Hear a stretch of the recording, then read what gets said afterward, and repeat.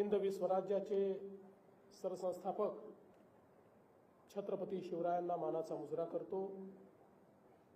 भारतीय राज्यघटनेचे शिल्पकार भारतरत्न डॉक्टर बाबासाहेब आंबेडकर यांना मानवंदना अर्पित करतो। आज या ठिकाणी उपस्थित असलेले सर्व निमंत्रित महानुभाव आणि उपस्थित सर्व भगिनी आणि बंधूंनो, आपणा सर्वांना आणि जगभरातील भारतीयांना प्रजासत्ताक दिनाच्या मी मनपूर्वक शुभेच्छा देतो। आणि आपला प्रजासत्ताक आणि आपली लोकशाही ही चिरायू हो अशी ईश्वरचरणी प्रार्थना करतो। आपल्या सर्वांनाच कल्पना आहे की 26 जानेवारी 1950 रोजी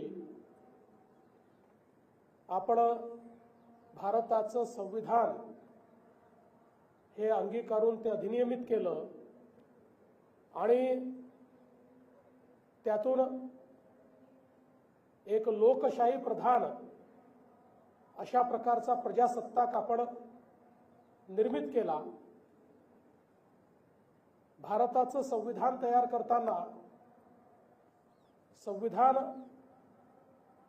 समितीच्या मसुदा समितीचे अध्यक्ष आणि संविधानकार भारतरत्न डॉक्टर बाबासाहेब आंबेडकर आणि या संविधान समितीच्या सर्व सदस्यांच्या प्रती मी कृतज्ञता व्यक्त करतो, त्यांचे आभार व्यक्त करतो की जगातलं सर्वोत्तम संविधान हे त्यांनी आपल्या भारताला दिलं। आज या प्रसंगी भारतीय स्वातंत्र्याकरता देखील ज्या स्वातंत्र्य संग्राम सेनानींनी बलिदान दिलं, ज्यांनी हाल अपेष्टा सोसल्या, त्या सर्व स्वातंत्र्य संग्राम सेनानींची देखील आठवण काढत त्यांच्याही चरणी मी नतमस्तक होतो। आपल्या सर्वांनाच कल्पना आहे की आज आपला देश अतिशय वेगाने प्रगती करतोय। जगातल्या तिसऱ्या मोठ्या अर्थव्यवस्थेकडे आपली वाटचाल सुरू आहे।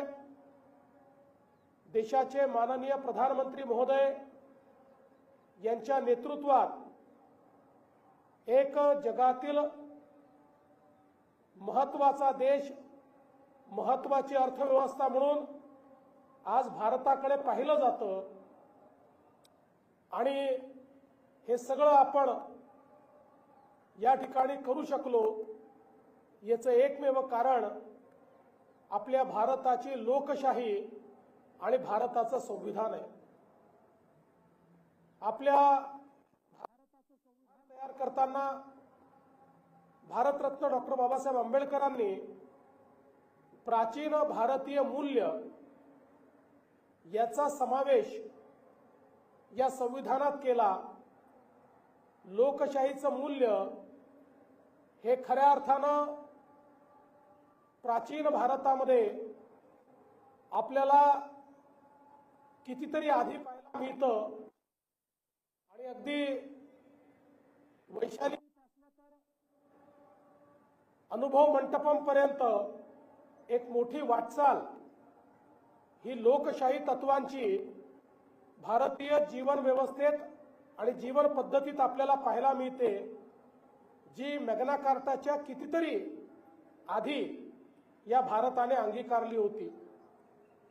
स्वातंत्र्य, समता, बंधुता ही तत्व, भारतीय तत्व ही या संविधानामध्ये आपल्याला पाहायला मिळतात। भगवान गौतम बुद्धांनी जी बंधुता सांगितली, त्या बंधुतेचा आविष्कार आपल्याला या संविधानामध्ये पाहायला मिळतो। आणि म्हणून जगभरातल्या संविधानांचा अभ्यास केल्यानंतर भारतीय तत्वांवर आधारित आणि जगातील उत्तम अशा प्रकारच्या व्यवस्थांचा समावेश करत एक अतिशय सुंदर अशा प्रकारचं संविधान हे आपल्या भारताला देण्याचं काम भारतरत्न डॉक्टर बाबासाहेब आंबेडकर आणि आपल्या संविधान समितीने केलं.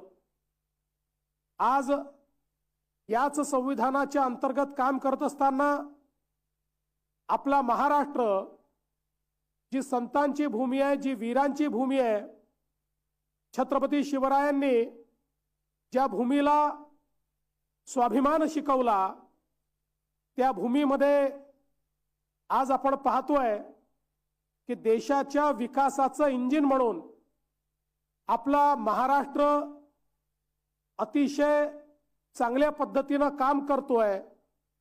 आणि नुकतंच दावोस येथे जी काही वर्ल्ड इकॉनॉमिक फोरम झाला त्या ठिकाणी महाराष्ट्राने 30 लाख कोटी रुपयाची गुंतवणूक त्याचे करार संपन्न केले. आणि महाराष्ट्र थांबणार नाही, तो पुढेच जात राहील अशा पद्धतीनं महाराष्ट्राची वाटचाल अधोरेखित केली. या गुंतवणुकीचा सगळ्यात महत्त्वाचा जर काही परिणाम असेल तर महाराष्ट्राच्या सर्व भागांमध्ये आज गुंतवणूक येते.